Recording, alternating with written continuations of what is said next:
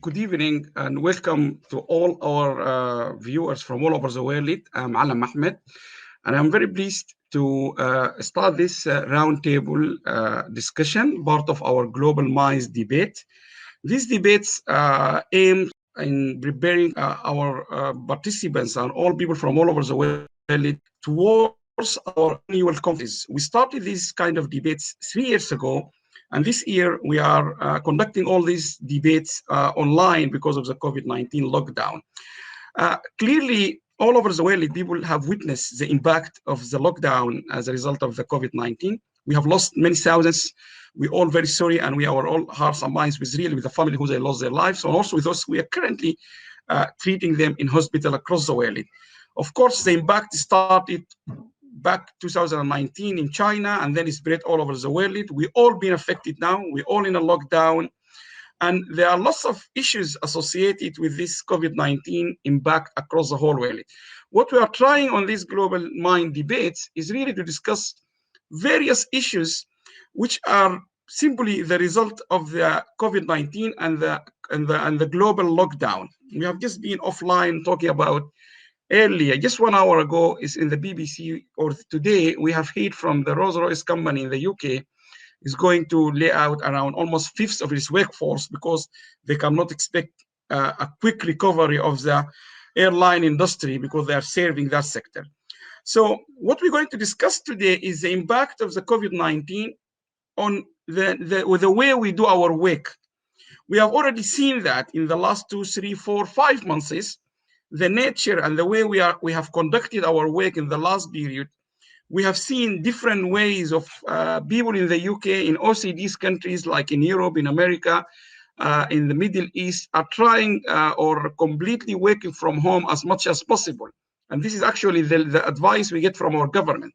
Some part of the world, like in Africa, that has been very difficult because they need to go out every day. They need to go and get their shopping. They need to go to the farm. They need to go to the market. They have not been prepared for working from home. Working from home also have consequences because you need to have a very good internet. You need to have a good connectivity, ICT issues. Yesterday, we tried to connect with with a professor from Cameroon, and he was in Burundi. We couldn't get him on the line. So you can see all these are the consequence of the nature of the work. People start to appreciate and realize the importance of remote learning and working. So I'm very pleased and I'm very honored to have 3 distinguished speakers and guests with me today.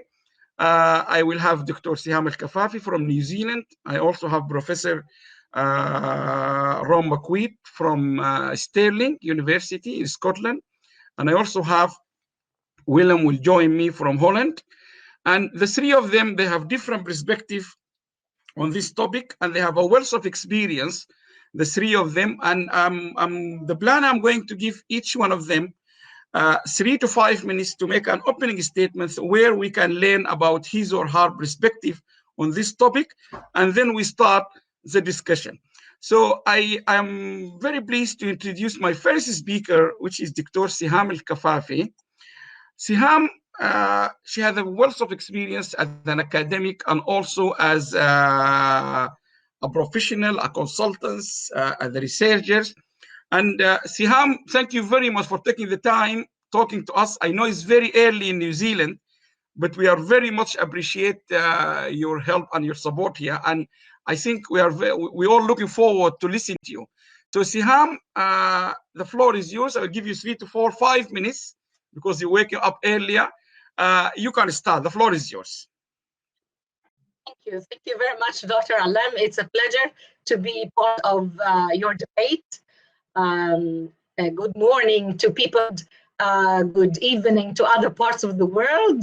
So kia ora to everybody. Today's debate is going to around the top of future work post-COVID-19.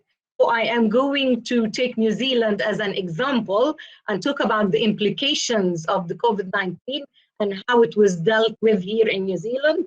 Then what are the future predictions and some suggested strategies and opportunities. And as we know that now there is around 13 million people that have lost their jobs due to the COVID-19. people accordingly started thinking critically about their job, where they work, their health, and other financial realities. Can you hear us well? Because I'll look at the Research Sustainable Business Council. Yeah, can you hear me? Yes, we can hear you, but you can see the picture is stopped there. Okay.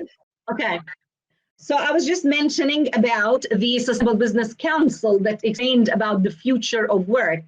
That this actually happens as disruption forces are interacting with time zones or any changes in the businesses and the nature of the workforces and the workplaces that we do. So accordingly, the stage that we are passing by right now, which is the coronavirus pandemic, can fold up and look at it, that all this from home and relying on taking technologies and the use of technologies to work. This happened also here in New Zealand. What we did is we started with level 4 alert, which was the lockdown.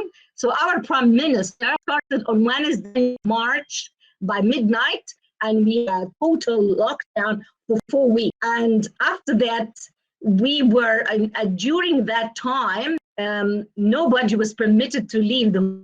Siham, I think the voice is breaking down. Is a little bit. Siham, let me just maybe bring Ron or Willem now, because I think Siham, you got a small problem with the sound. All this. Now let me bring. I will wait for Siham to fix her sound. Let me introduce Professor Ronald McQuaid, who's our second speaker here, and then we'll come back to Siham. Professor Ronald McQuaid, thank you very much for your time, and I appreciate your time very much. Ron is a professor of work, so work is part of title of your expertise. So you could be the best person to tell us about work. Ron is a professor of work and organization at the University of Stirling. Ron is a well-known person in organization studies, in employment, a professor of work, studied at Harvard and others. Now, Ron, I will give you the floor to share with us your perspective on the future of work after post-COVID-19. What is going to change and why? Well, thank you very much, and thank you for having me on this panel. Now, I think we're going through a period of massive job change. I think 24 million plus in American people joining the unemployment, applying for unemployment in a period of just 5 weeks. As you just said, Rolls-Royce letting go many thousands of staff, both in the short term and in the long term. However, I think we've got to challenge the view that all of this is going to be purely because of COVID, or that the long term is going to be the same as these short-term changes. And I think there are a lot of trends in the economy that COVID-19 may exaggerate, accelerate, or amplify, make bigger, but a lot of them were here anyway. And so what we're going to have to do is distinguish ones that are just accelerating or amplifying an existing trend versus ones that are really unique to COVID-19. So just looking at a few of these big mega trends would be things like technology change and artificial intelligence. Now, artificial intelligence has been going on. We've got many reports suggesting that it's going to affect 40% of jobs, 2/3 of jobs, etc.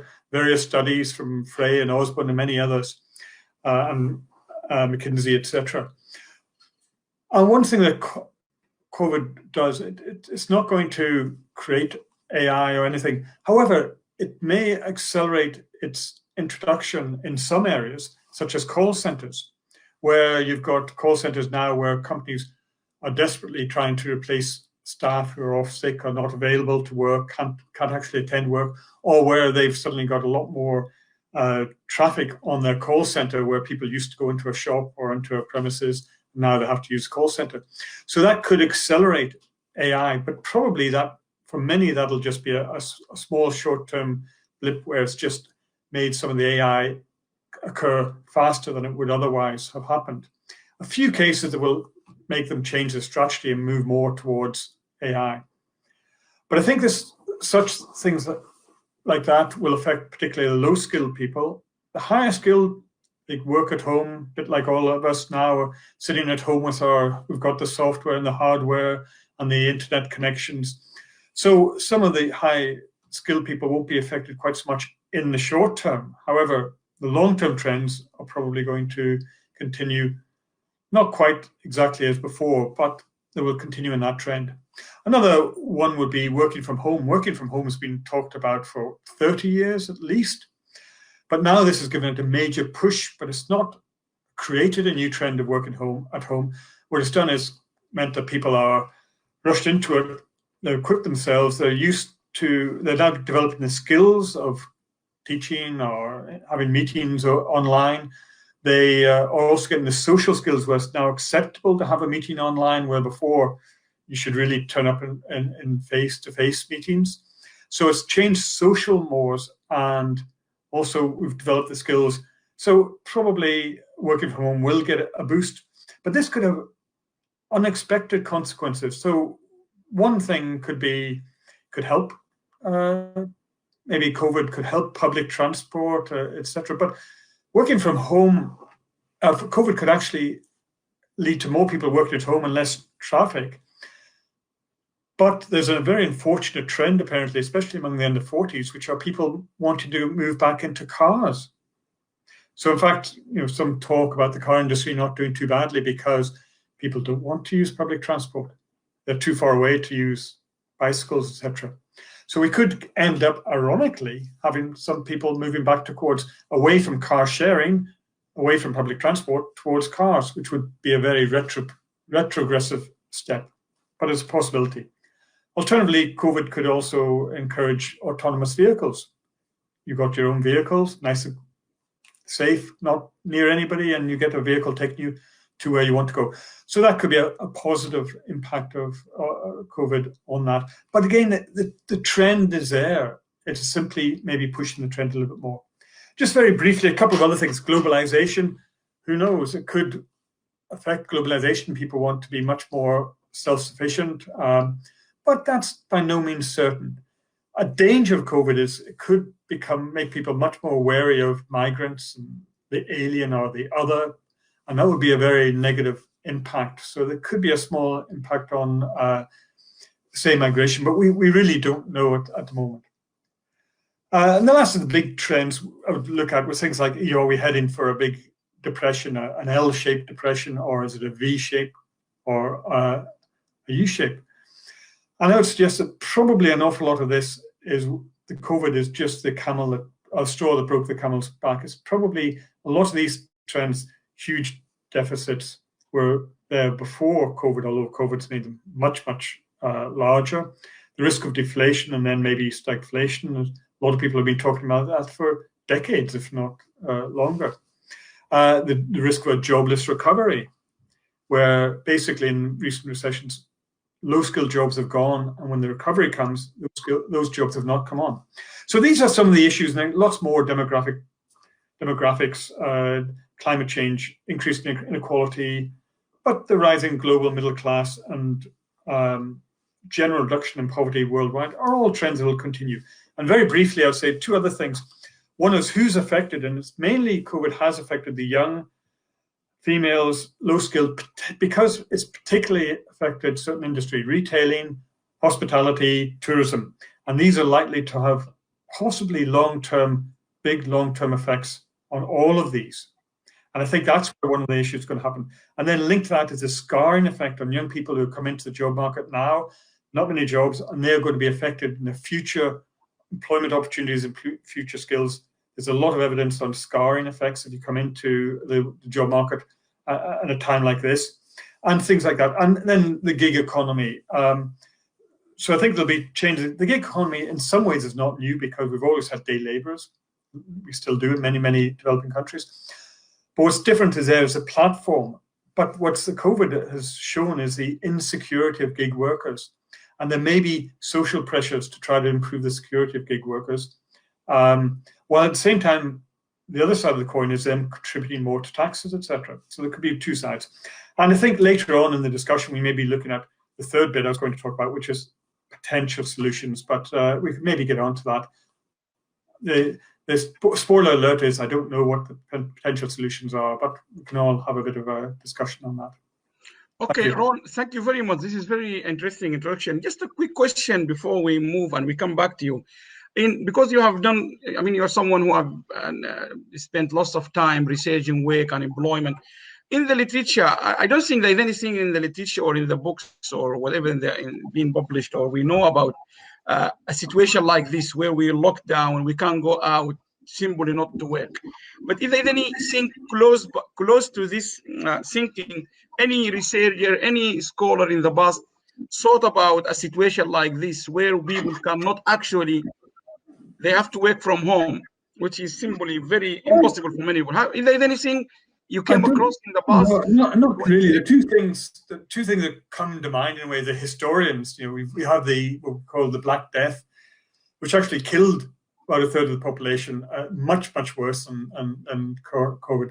But what that did actually was to reduce the number of laborers and put wages then went up a lot, and the power of working people changed as a result of that. But COVID's not a disease, not like Spanish influenza. Oh, sorry, I call it Spanish influenza, but yeah, 1918, 1919 influenza, which again decimated young people, killed people in the working age, on top of the First World War, which also killed many people of young working age people.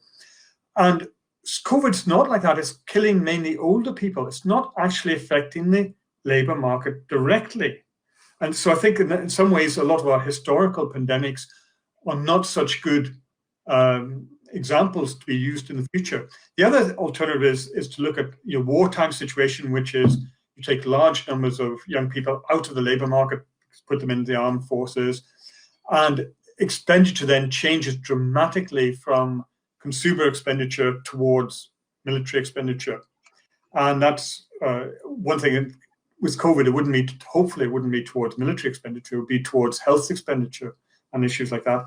So I think there's very little that I'm aware of that's actually looked at the effect of a pandemic on labor markets that is directly relevant to COVID. Okay, Ron, that's fine. Stay with us, Ron. Let me see if I can get Siham back. Siham, can you hear us? Yes, okay? I am back, but I think the voice keeps on cutting. Yes. Yes, I can hear you. Can you hear me? So you can continue now. We are listening. We can hear you now. Just continue, Siham.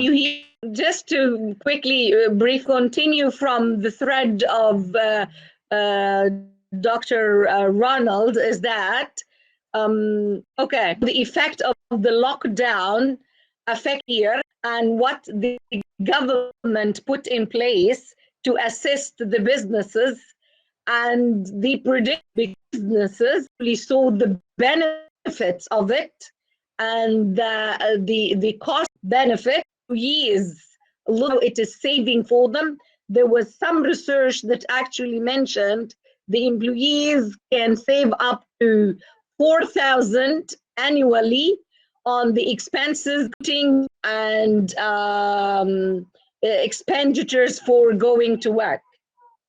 Now, to that mentioning that there is also mismatch between the skill set and the increase in the artificial intelligence. So I think if you take the camera off, there will going to be exacerbated due to 19. So there will be some sort of new norm for the working system. Now, Siham, I think what I will do, I will try to get Mervyn to help you.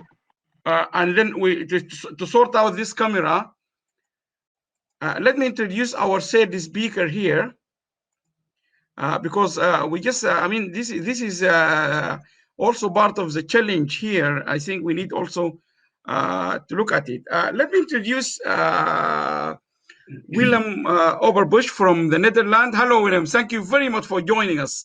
Hello. it looks like in Holland the time today you have a sunny day, because I can see you nice and bright there. Willem, thank you very much. I appreciate your time. Willem also got very good and a long experience. Both he's an academic like the three of us, but also he is been involved in business and business development for many years. He led many organizations, and the organizations he's currently involved with or leading is quite remarkable. When we put the flyer, many people contacted me from Africa and others. They said they will be looking forward to listen to him and to hear what they have to say, because the universe, which he's going to talk about it, is a platform which they call it for change makers. And this is exactly what we are talking about change.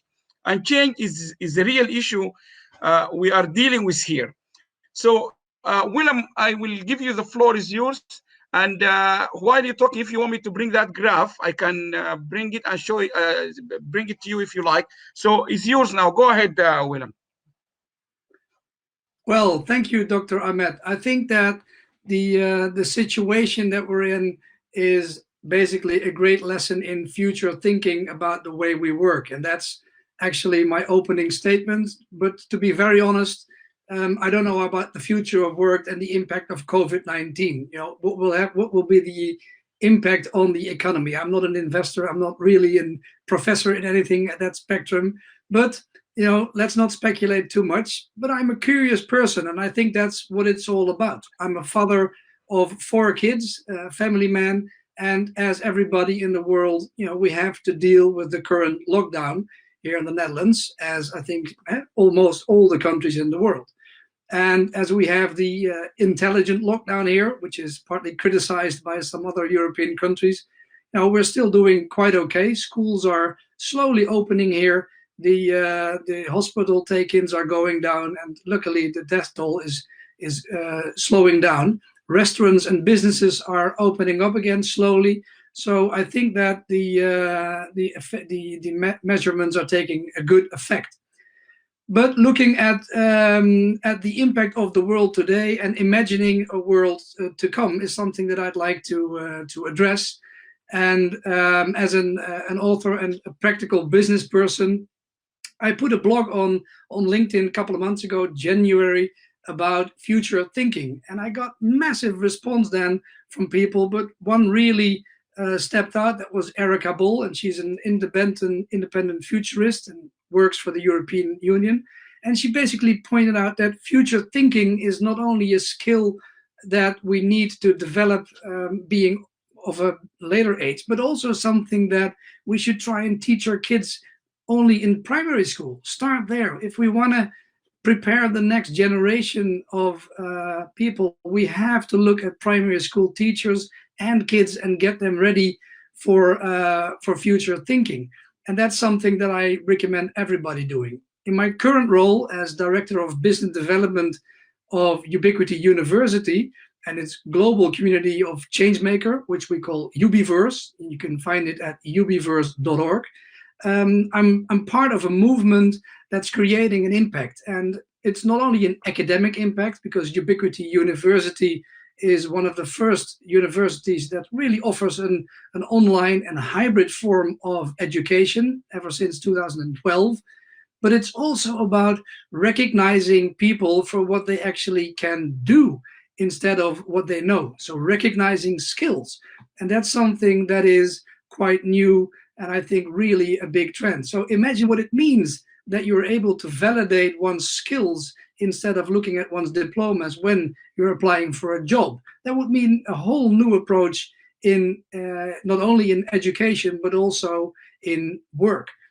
Now, we are a couple of months ahead.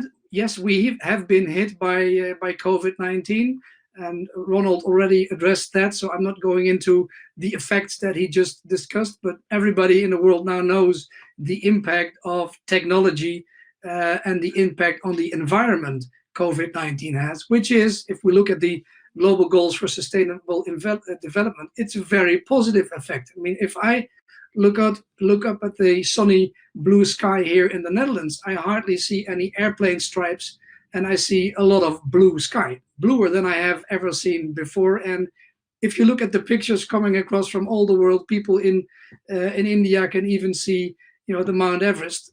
So things are really changing.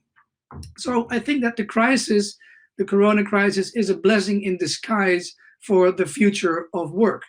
We don't have to go to offices. We don't have to go to meetings. We don't have to go to large events, and we can actually make decisions that are go differently to support the global goals, because we only got like 10 years left. And with my background in entrepreneurship, I really think that the entrepreneurial mindset is something that stands out right now. Developing an entrepreneurial mindset and really focus on your soft skills. So the skills that you need to basically stay cool and focused in this challenging times, to navigate your way in, well, the uncertain world and solve problems, be creative, be innovative, collaborate with other people. I mean, we have seen massive collaboration. We see massive opportunities and events globally being started, like the Humanity Rising that Ubiquity University is doing. But there are plenty of other big organizations, global organizations, for example, the B Corps, that are all working towards this positive change.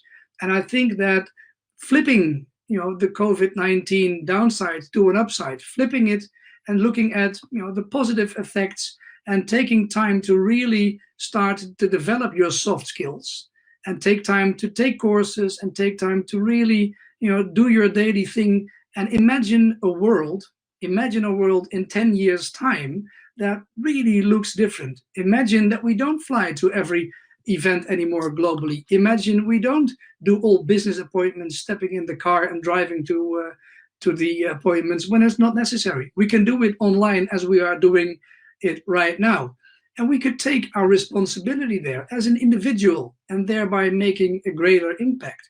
We could really start doing something and start thinking about, the ecological footprint that you're making. You can try it on the Ubiverse, it's for free.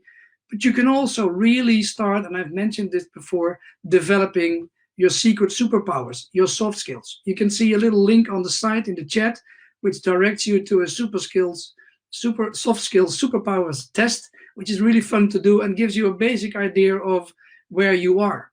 So to conclude, I am not a professor on the economy. I'm an entrepreneur. I've been in business development for a long time and looking at trends and developments, but I really think that the area that we can discuss that has a big impact on the future of work, not only by COVID-19, but that's something that we really want to take on, is looking at the soft skills people can develop and create a whole new way of looking at how we educate not only the present generation, but generations to come. Now, Willem, you mentioned two things. I'm very interested to start with these two things with Ron there.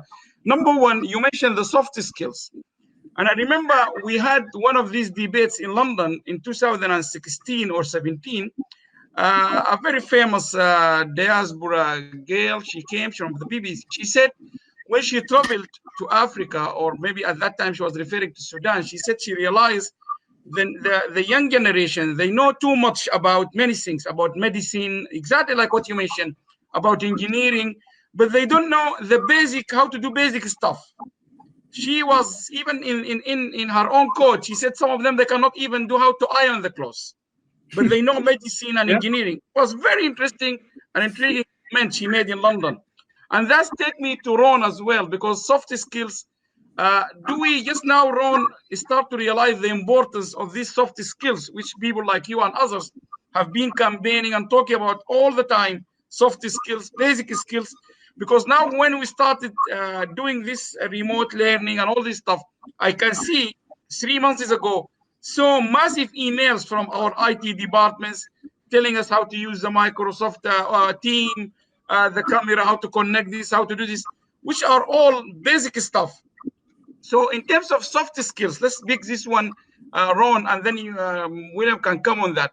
Do you see, we haven't realized that, Ron, for a long time, and now we start to realize the importance of soft skills? Or it's just because, as Willem said, this is where the opportunity is going to happen now? Well, we didn't invest on our soft skills. We're just looking at bigger things rather than the basic skills, essentials. Well, I'm not sure. I think we basically need both hard skills and soft skills. So I go to a doctor, I want to get a doctor who is very nice and talks to me nicely, but I also want one who can identify and diagnose me properly. In fact, that's better than a doctor who's very nice and misses it. Yeah. So I think we need both. I think this is throughout organizations. It's even, remember, we do a lot of training in textile companies, and there were machine workers who are very highly skilled specialist machine workers. And the biggest complaint of the senior managers were that they cannot talk to customers, because customers need to talk to the person who can actually develop their very bespoke product. And if that person is, great at machine but can't talk to the customer, they then lose that connection. They lose all that information that the customer is trying to give them, and they lose the order. And so even at something as extreme as working in front of a machine in textiles, soft skills can be very important, because they actually help you to develop your product into a higher value added product. So I think soft skills are really important throughout. One other thing about soft skills, though, I think the soft skills you need online are maybe slightly different than you need face-to-face. And it'll be also interesting, the soft skills where, now I'm not sure about Netherlands, but you go to France and of course you must kiss on 2 cheeks twice, or the 2 cheeks 3 times, depending which part of France you're in. All of these skills are going to, all of these sort of social skills are going to go, because you can no longer, touch people. You have to develop new skills, new soft skills as well, post COVID-19 era. So I think Willem was absolutely right. Soft skills are crucial, and there are various forms of soft skills, but that some of them will actually change through COVID, both in face-to-face terms, but also in online terms. Okay, and now let me take the other side of what Willem started. I think this is very important. The human and the humanity side of it, which Willem, you mentioned. Now, when this crisis started, particularly last 2 months, is when we all overwhelmed with the impact of what's happened to our daily life. Religious people particularly start to talk about this is an act of God, this is an act of us misbehaving on this planet, we are not doing good, we are doing more bad than good stuff, and there's so many things. But as you can see, there's something coming here. This coronavirus doesn't care about humanity, and it will do huge changes in the world. On the opposite, what you said, Willem, and many people now are saying, or leaders are saying, it's actually a wake-up call for all of us to try to come back and do the very, and like you said, Willem, collaborate, work together. Even now, researchers, we had that interview with the president of a university from the Middle East. He said, it is more opportunity now.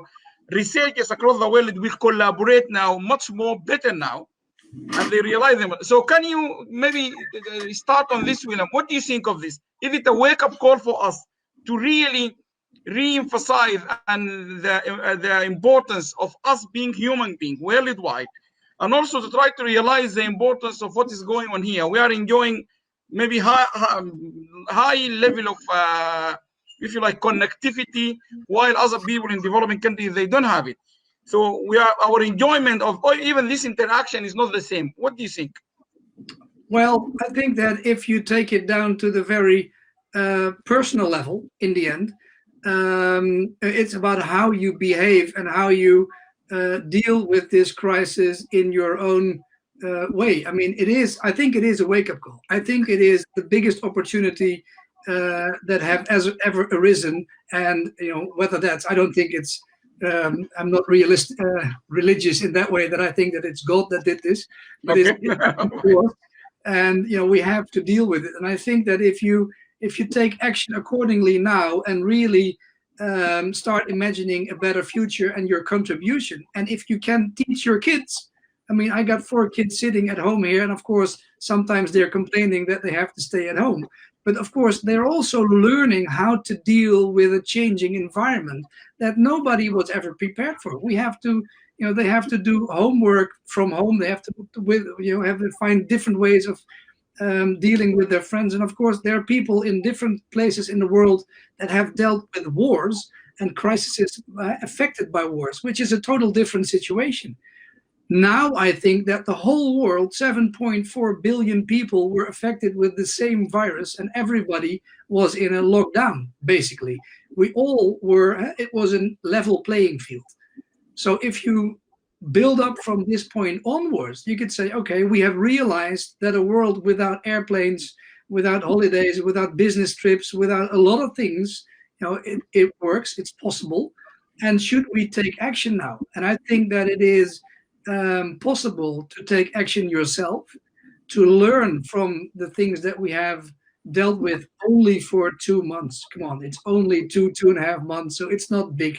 It's not really big in the end. You know, it is something that tells us, okay, you know, there is the global goals for sustainable development. Yes, one of the most important things there is collaborate, partnership.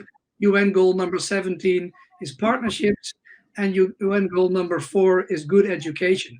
And I think that educating the current and the future generations is what it's all about. And of course, hard skills are very important, because I'd like to go to a doctor who knows what he does too.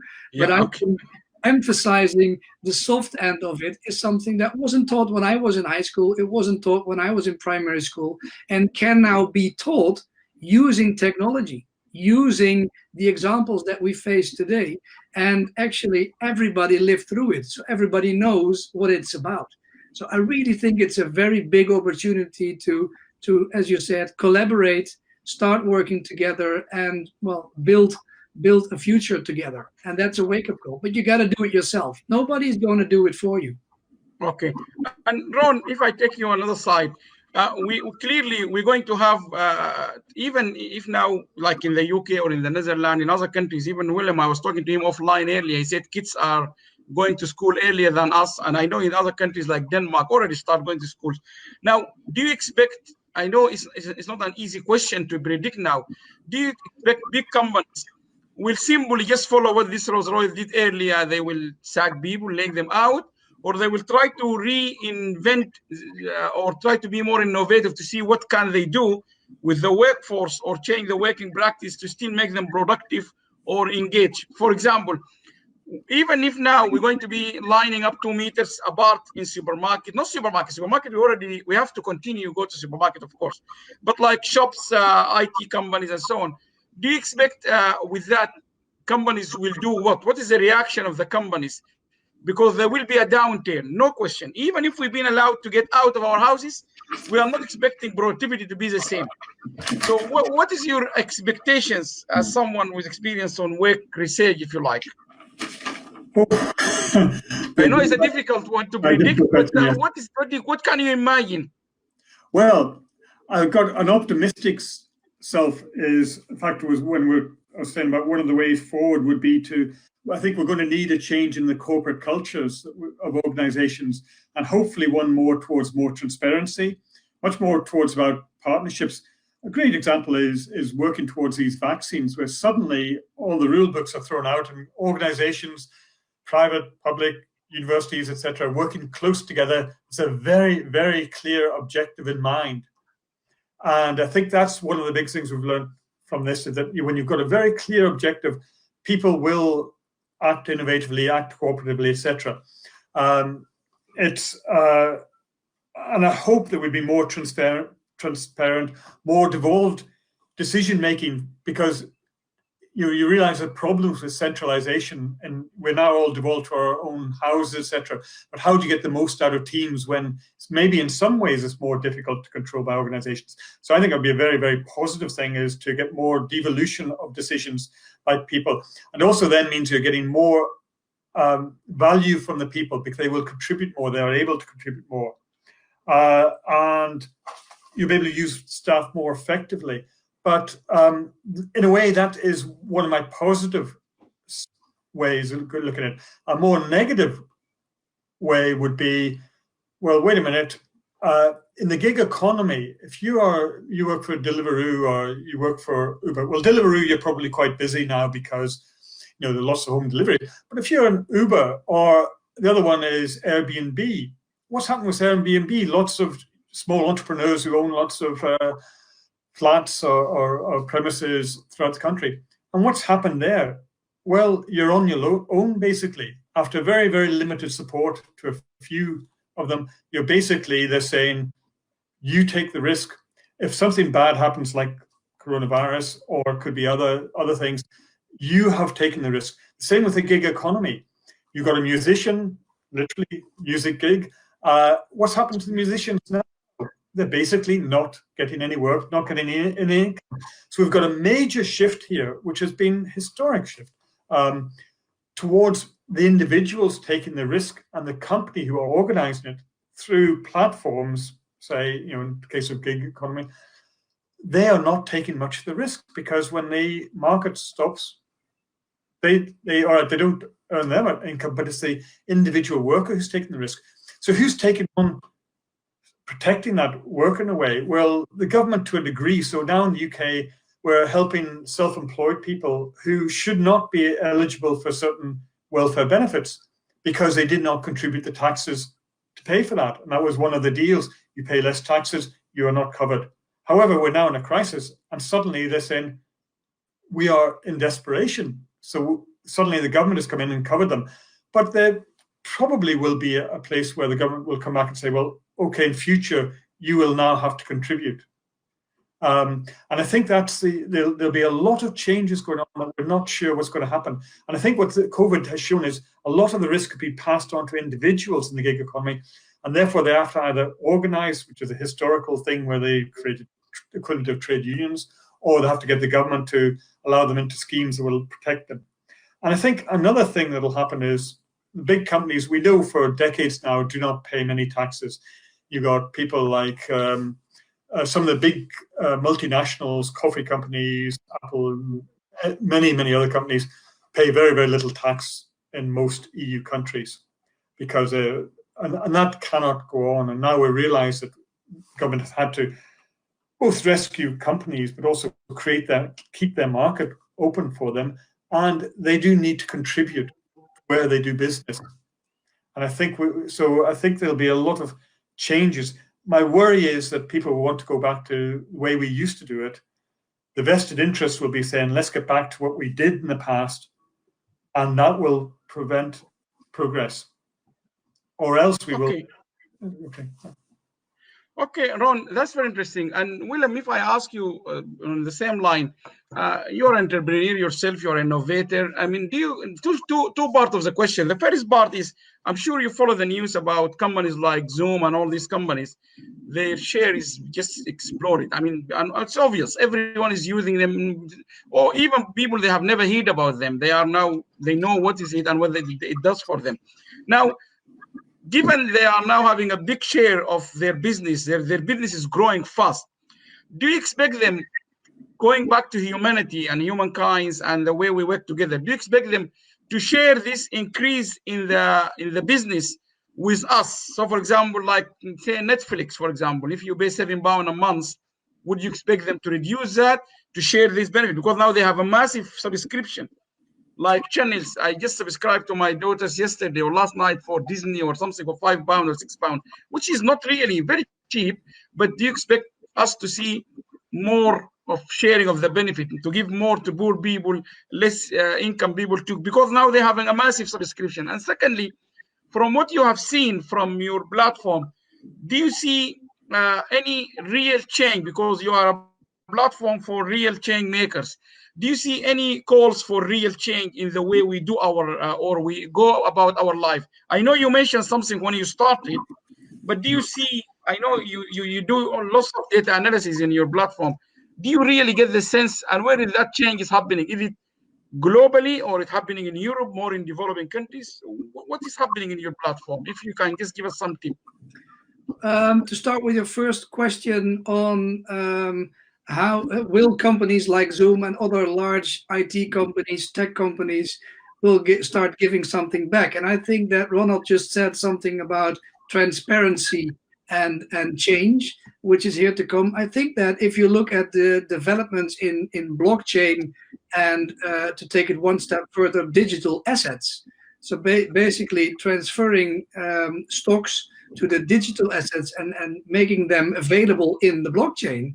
suddenly opens up a massive distribution network to let a lot of people, well, have a positive effect of larger companies. So imagine that if you sign up, and we're actually discussing this on the Ubiverse, if you sign up on our platform, that you would immediately get a share in the company straight away, because digital assets make that possible. Yeah. Now that's a real different business model in giving people something back, instead of taking, you know, the social information that you use of them. For example, in Facebook, in LinkedIn, you know, we're helping Microsoft in the end, and we're helping Zuckerberg getting a bigger platform. We're not contributing to our own benefit. So if you take trends like digital assets and start implementing those in new startups, I think that's a very interesting trend, and we will see that happening more often. Secondly, do I see things happening on the Ubiverse? Well, yes is the answer. We have just started a campaign, which is a long-term running campaign called humanityrising.solutions, with over 200 speakers all over the world that are joining forces, collaborate to start thinking about new solutions, and new solutions to build up this world that we're just discussing, not in a theoretical way, but in a very practical way, coming up with practical solutions to really implement. And you know, the subscriptions are rising. We had over 3,500 new registrants in the past 24 hours, mind you, and that's globally. So yes, I think that a lot of people want to contribute to this change and want to make a positive impact.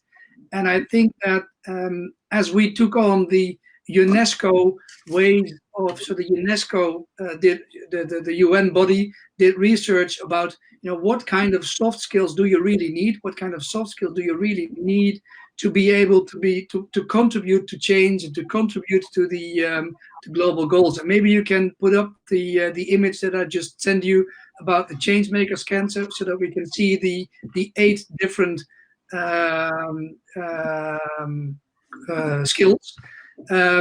I really think that enabling people to train themselves online, but also offline, by talking to each other, by having a daily routine of lifelong learning, and develop those soft skills in combination with, of course, your job skills, is something that is evolving, and there's a huge demand for it. Not only at Ubiquity University, but I think everywhere. Imagine going across the globe and facilitating people that have a hard time getting access to education, by enabling them with technology to basically assess their skills, assess their life experience, and get recognized for that. And that empowers many, many millions of people to create a voice and become part of the global movement. And that's not theoretical. And maybe I can take that one, Ron. I have lots of questions here on about self-employment. People, they said self-employment is good, it gives you freedom and so on. Do you expect, from your experience, with that, with employment, you have a long experience, Ron, do you expect more of us will start investing in ourselves to try to become a much more robust self-employers? Do you expect that? Well, I would partly, maybe some people be forced into it because, you know, how do you make yourself different if you're going for a post, etc. But I think the opportunities now are so much greater. So we've got things like MOOCs, massive open online courses. They've been going for a number of years. And this is again where COVID-19, I think the number of people taking these courses, I'm sure, has gone through the roof. Yeah. But the trend was not caused by COVID. It simply accelerated the trend a little bit. I would say one of the projects we've got is a small Erasmus Plus EU project called Escalate, and it's at Escalate Digital, and we're looking at digital education and higher education.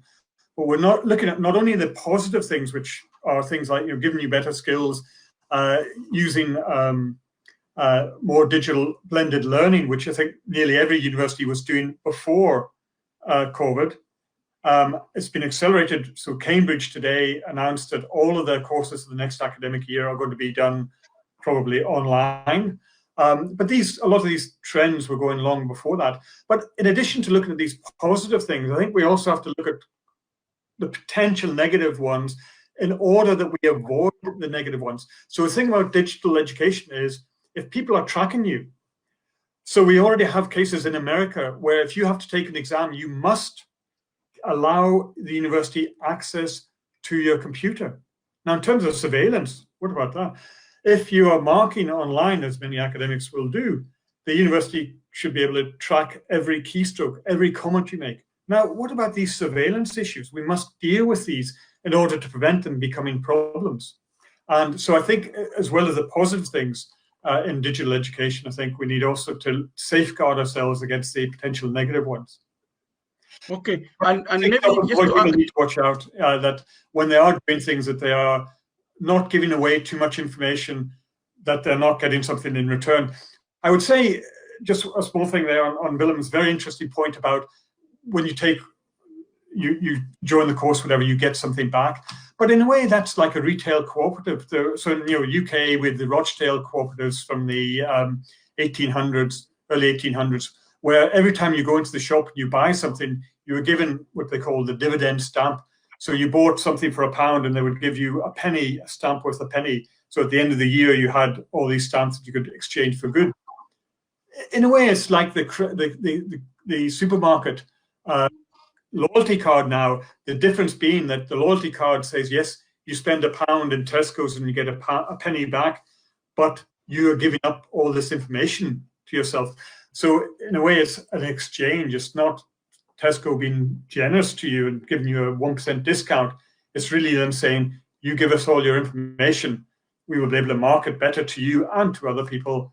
And that is the exchange. So we've got the difference between an exchange and a giving of ownership. So giving of ownership should be without the ties. If, however, you're saying, well, we're giving you a bit of ownership, but what we're getting back in return is we're gathering all this surveillance of you, all this information, then that's a different type of relationship. So we should need to look back at history also and look at where the real motives are and who gains from each of these, and make sure that each party is protected and we're not just giving it all to Google or to anyone else. Okay, and maybe I can just ask you again, Ron, this question, and then I take it to Willem. Do you also expect, I know all this is all open question for research, do you expect this, the consequence of this COVID and working from home, which we have all witnessed and experienced in the last 3 months, will open an opportunity or re-emphasizing the opportunity for women particularly, who have been not working and staying at home? And this has been discussed in many research papers, and also the government. And this phenomena of women not working, particularly Middle East and African countries where more men are actually dominating the workforce. Now they can see themselves, their partners, whatever it is in the house, they have been able to manage and to work, might be an encouraging factor. They realize there is a potential of doing work from home. And also, I remember a couple of times, examples, without mentioning names, I met ladies before, one in Brighton, I remember, and she said to me, I stopped my full-time job. She got a master from, I can't remember, from Sussex or somewhere. And she said to me, I stopped my full-time work with the company, and now I'm doing my own work from home where I have the freedom. But most importantly, the work I do is a wedding planner. So if you want to have your wedding, she provides you with everything. And she said to me, that doesn't need me to be physically with you. I can do everything online. So do you think we might see an increase in the employment of women as a result of this crisis and the idea of working from home? I think in some societies you might, but I think, again, we've got to look at what's happening now. I think the good thing about being at home now is that many of the men, because traditionally the women have taken on the bulk of the child caring, and many of the men now realize it is actually very hard work. But I think there's probably we're still having the same inequalities at works where both the woman maybe works outside and the man works outside. They're now all at home with the children. And I suspect in many cases, the woman is still taking the bulk of the childcare, and that the man is actually having more time to do their work. Maybe they get paid more or maybe whatever.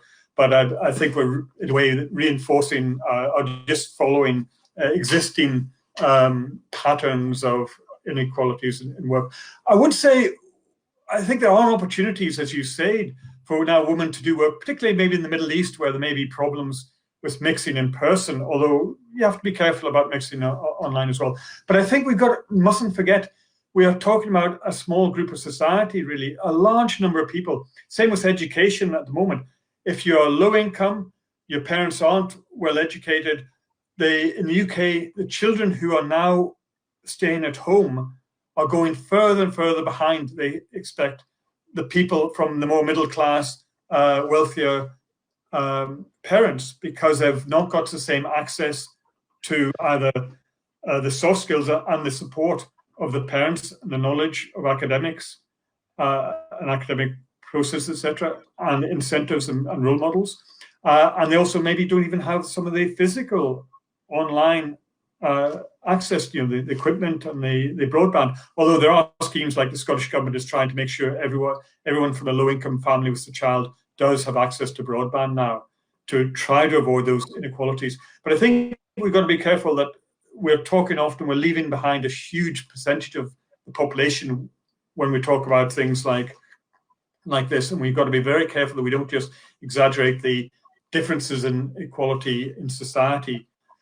Having said that, I think there maybe are some opportunities for women to increase the number of women in the workplace through working at home in a flexible manner. Yes, so I think some opportunities, yes. Okay. Thank you very much, Ron. And Willem, I will let you also comment if you like on that part. But I want to ask you more broader question about poverty, the relationship between poverty and the consequence of the COVID-19. There's lots of, if you like, article I have read. They are not really still scientifically based, but they are now in the news, in particular from America. They relate the large number of deaths in Black community in America, and they said one common factor, or at least a reasonable explanation, those from ethnic minority and Black in America, they are living in a more, they are much more poorer, likely to compare to the white population. Therefore, they are subjected to obesity, diabetes, and so on, which increases their chances of getting or increasing their chances to lose their life. So there is something start to appear between relationship between the likelihood to lose your life if you are from a poor background. And last night we have Professor Farida from Queen Mary. She's the head of the department. She was also referring to this, and I remember one of her statements saying there is start to show a link between poverty. Of course, COVID is not about poverty, but your chances if you are poor, high likely you can lose your life from the fact you might have the hypertension, you may have diabetes, and so on. Secondly, she said, even isolation in the house, most likely if you have a big house, you can easily isolate one individual in the family. But most of people living like in the UK, we have it here, and it happened in the US, in New York, blocks and buildings, they cannot isolate. So to what extent from your platform or from your global knowledge now, because you deal with people from across the world, do you see that happening, and particularly when it comes to work? If I am poor, am I likely to lose my job? Am I likely not to be able to reinvent or to rebuild myself with this new work style, with using internet, computer? Is it likely because I am poor, I will not have a very good, strong broadband? I will not have a laptop. What do you think? It's a big question. Yes, I know, but we will finish with this question. Big question. While I give you an answer to Ronald's evaluation, I'll think of the answer in the meantime. But I think there's something interesting happening as well. If it is really the case that governments are providing everybody with broadband, as we had in the Netherlands, which is maybe not a good example, but we have like 99% or I think 99% of coverage in bandwidth for years. And what we have learned from that here in the Netherlands is that internet is a commodity. It's not something that is special. And, you know, we are, of course, the lucky ones. I realize that, but if I go to a lot of other countries, even France, on holidays, and I'm in a holiday home, you know, internet is really like Stone Age compared to the Netherlands. But I think that as technology and infrastructure progresses, many people will have, including children, because I think the most important people to have access, in need of access, is kids. If you can give kids access to internet in school, at home, via mobiles, and provide them with serious games for education, beautiful things can happen. There was this example in chess, for example, a very old game, masculine game, played by a lot of old men with gray hair, but a game that has a lot of features in it that are now relevant to learn the executive skills in your brain, decision making, planning, reflecting on things that happen while your opponent makes a move, winning, losing.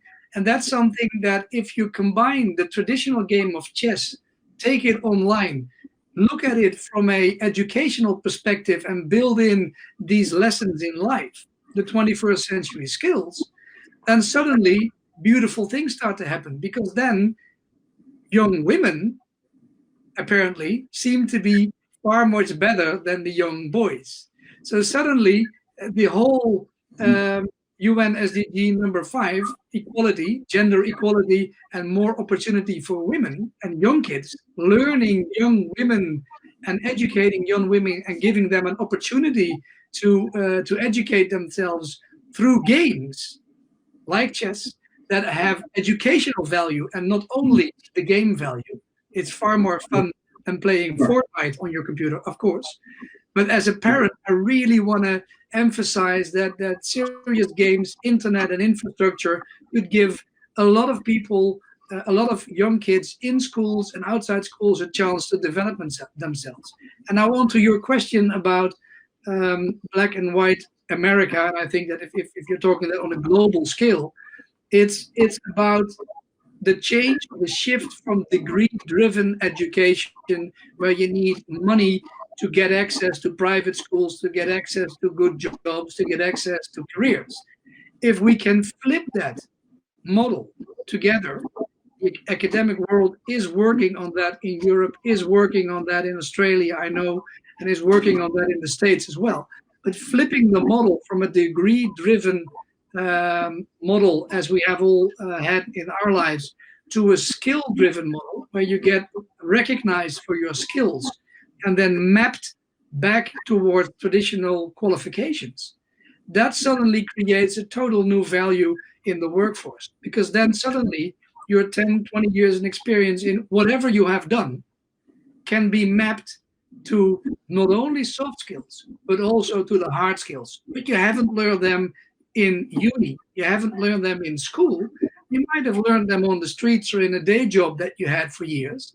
And suddenly, by doing self-assessments that are then validated by traditional education platforms, give you certificates. And having access to those certificates without paying the big sums of money could really shift the way that we look at work in the future. And as you said before, not only the MOOCs, but the whole change into online education could really, that has been happening not because of COVID, but has exploded due to COVID, could really change the opportunities for everybody, including people from different backgrounds. That's really what I think, and I think that the academic world can benefit from it. But also the academic world has to open up, basically. Yeah. Open up to education. Yeah, I agree.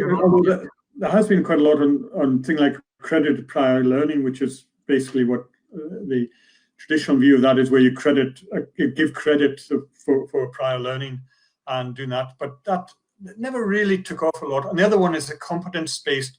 So about 30 years ago, there was a big thing in the UK where every job was based on competence. It's partly on skills, but it's really about how are you able to do the skills. And they tried to do every job from Prime Minister, what competence do you need, down to whoever sweeping the floor. And that was that a big effort was put into that, but it never really came in. And I remember sitting around trying to define jobs. And one of the things that if it was taken too narrowly, was that it didn't include the ability of people to do a really good job. It was too much about, can you do this job? And in a way, when you employ somebody, you don't want somebody to do that job. You want somebody to do that job well. and to actually then work out what needs to be done. How could you do it better, or how do we do something else different? So I think these sort of things are extremely important, and we need to develop them more. We need to develop in a very broad way, so it includes potential, and it includes even soft skills as well. And we need to focus on very much on not only what can you do, what have you done, but what are you able to do it. And in a funny way, that's what a lot of academic degrees try to do, and it's an amalgam of the two. I think is probably where we need to go, rather than one or the other. It's hybrid, I think. Yeah. Exactly, absolutely. Yeah. Can I? Yes. I see Siham wants to talk. Can I, before we finish, can I mention a little bit more about the environment, just a little bit? Yes, go ahead. Because I think Willem hit a very good point. He said you could see the blue sky. Well, everyone I know you can hear birds. And it's wonderful because you can hear birds, because in the past we have a low rumble of traffic and you couldn't hear the birds. Now you can hear the birds, and you can see the birds. You can see rabbits walking down the middle of the street where I live, and stuff like that. It's wonderful. Also, people cycling to work say it's wonderful, it's beautiful to be able to cycle to work, because somewhere like the UK does not have the good infrastructure of a country like Netherlands or some of the Scandinavian countries. We're way, way behind that. And I see a huge opportunity that COVID has given people a realization that life can be better with fewer cars, etc. Yes. And maybe actually use this as an excuse to build very quickly, temporary, and then they become permanent things like better bikeways, etc. In a country like UK, where the cities are very narrow and streets are very narrow, and that's a great thing. I hope. Now, my fear, though, is we go the other way, where suddenly people say, no, I want to drive to work because I don't want to share a car, or I don't want to share public transport. And I think we don't know what the answer is going to be. And I think it's very important that we do try to push for a much better, more environmentally sound outcome from COVID. But I would say another thing is we are heading for a recession, or maybe a depression. Already there. You got these long waves. And I've written about this about 10 years ago, and I'll just very, very quickly, if I can, but long waves saying every 60, 90 years we get a depression or something like that. And the last one, 1930s, so we're past, it should have happened in the year 2000, whatever. But the way we tended to get out of these big problems in the past was have a war, because what it does is pumps a lot of money into the economy, it takes people out of the workplace, puts them into the armed forces. Very, very negative impacts, though. Terrible, terrible impacts. So one of the arguments is, can we not have a war for something, or even try not to use the word war? And what you could do is, if you actually believe in, how do we get out, if we go into recession or depression, which triggered by, not caused, but triggered by COVID, and made worse in some sectors by COVID-19, what I would say is, what we could try to do is say, what would you do with coming out of it, having wars? You get massive investment in innovations that work. Because in warfare, you don't want a theoretically sound, wonderful model. What you want is something that can actually trace where it is, and you get radar. Or you want to have, unfortunately, wide-range microprocessors, because we wanted to have a small enough computer to put in a nuclear weapon to send off to America or Russia or wherever. So if we actually have a massive investment, but it has to work, therefore it does actually affect society. Next thing is big investment in making the society more efficient. Huge levels of housing, insulation, etc., creates a lot of low-skilled jobs, not high-skilled research ones I've talked about, but low-skilled jobs, and also makes the country more efficient, because you need much less energy to heat your houses. It also, people maybe voluntarily will accept more tax, because it's called rationing. Well, now you argue as well, maybe we need to put up the price of fuel or whatever, and people accept that not because they think the government get more money, but because we need to do something positive for the environment. And then you get further arguments. I won't go through them all. But the argument there is that we actually use that. So whether or not global warming or climate change is occurring, and we all have our views on whether we think it probably is or not, but even if it's not, if we actually genuinely start acting and get people's hearts and minds behind that, then I think that could be a way out of the recession that we're probably going to get from COVID. The danger I see it is business as usual. Let's pump more into the coal industry, etc. And it's how do we overcome the vested interests who want to get us back to the way we were. And that's going to be one of the big challenges for how we get out of COVID. Anyway, end of comment on that. Okay, that's fine. Thank you very much, Ron. And Willem, thank you very, very much. I really appreciate it. We exceeded our 1 hour. I expected that because you are wonderful speakers. And although there is many, I am trying to read as much as possible and to try to feed that into the discussion. But thank you very, very much. And I think maybe in the future we can expand on this one. I am very sorry for all the people who are following us that Siham, we couldn't get her. And again, this is, you see, Willem, technology not always working. She couldn't, she tried. Thank you very much, Siham, for trying. And as I said, for all the people who are following us, within a few hours, I don't know, we will make this video, we will put it in the YouTube channel. You can also follow it there. All the notes about the speakers is available on the website. And thank you very much. And we will continue this conversation. Thank you, Willem, and thank you, Ron. Thank you very much. Well, thank you. Thank all of you. All the best. Okay, bye-bye. Thank you.